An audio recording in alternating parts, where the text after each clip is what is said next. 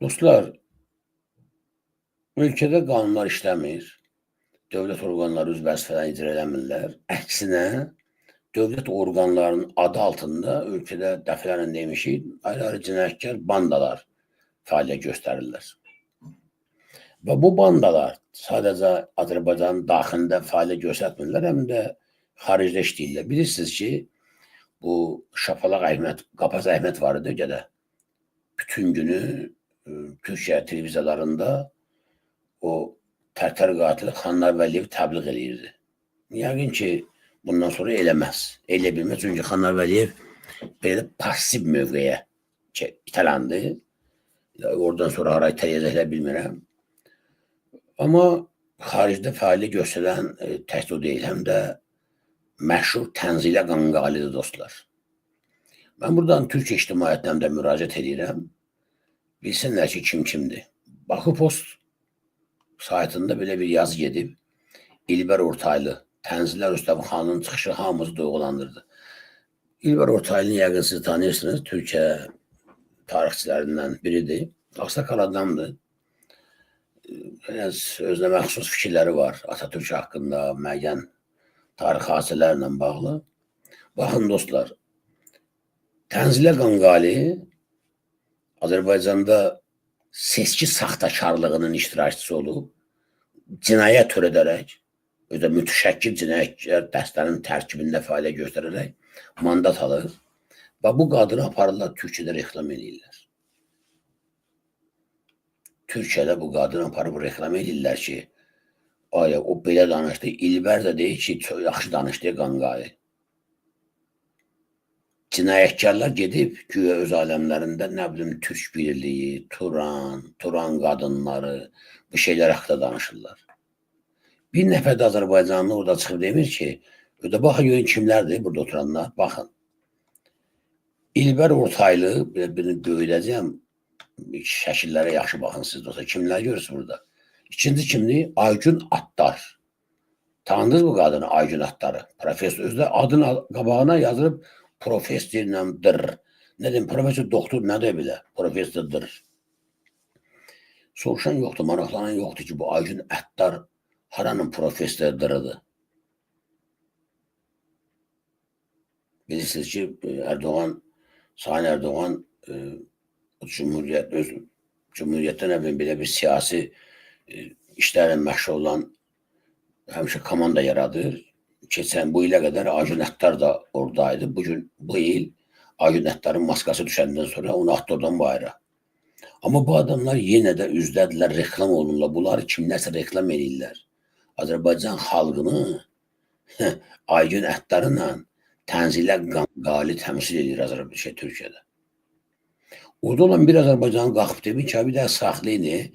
Bu adamlar Azərbaycanda cinayət törədib, 10 milyon xalqın səsini oğurlayıb, saxta mandatının deputat olublar. Bunlar cinayətkardırlar. Siz bunları Türkiyə ictimaiyyətinə necə belə təqdim edə bilərsiniz axı? Amma indi İlber Ortaylı Ağsaqqal kişi mən necə qınayım? Tufan Gündüzü mən necə qınayım? Okan Yeşilotu mən nətər qınayım? İbrahim Nəbli Mərtəm Atnuru necə qınayım mən? Onlardan tanısırlar bunları. Onlar da vaxtı götürürlər, araşdırırlar ki, Azərbaycanda kimdir. Amma axı Türkiyədə yaşayan Azərbaycanlılar var. Bəs onlar nə susurlar?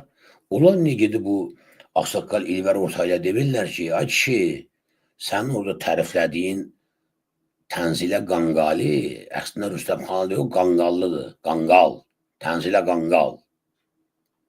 Bu adam saxtakardır. Bu adam mandat oğru, səs oğrusudur.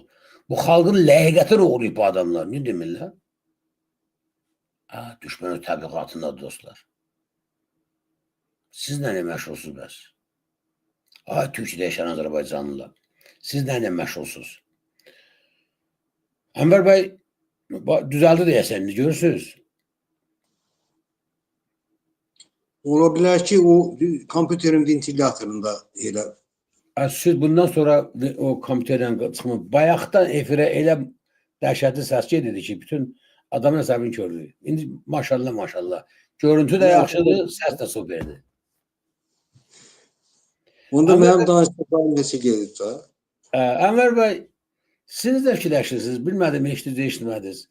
Bax, bu Türkiyədə böyük bir tədbir keçirirlər. Azərbaycanda orada bizim xalqımızı iki qadın güya təmsil edir. Biri Aygün Attar, Mais Barxudarovun adamı, qohumu, yaxın, onun təbliğatçılarından biri. Bir də Tənzilə Qanqali. Bu Salim Dərədə, yəni Neftarada səs oğrusu.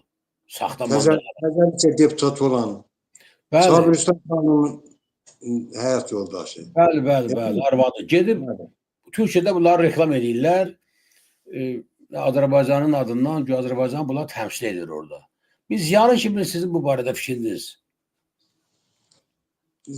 Ziyalı kimi deyəndə ki, bunu ziyalı olmayan da deyə bilər ki, Tənzilə xanım hansı üzünlə, hansı sifətlə gedib ora? Nə şəkildə o seçildi?